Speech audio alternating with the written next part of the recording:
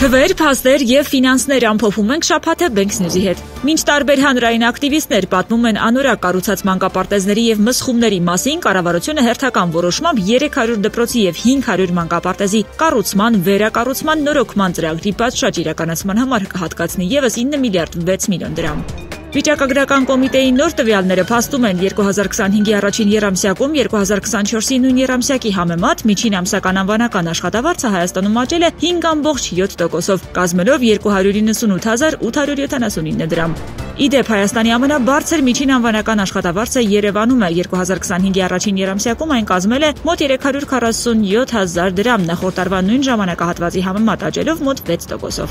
2024-ի ապրիլի վերջի դրությամբ Հայաստանի պետական պարտքը կազմել է 13 միլիարդ 608 միլիոն դոլար։ Ֆինանսների նախարարության տվյալներով տարեսկզբի համեմատ պետպարտքն աճել է 766 միլիոն դոլարով կամ 6%-ով։ Հիշեցնենք, որ այս տարվա մարտին Հայաստանի կառավարությունը 750 միլիոն դոլարի նոր պարտք է վերցրել։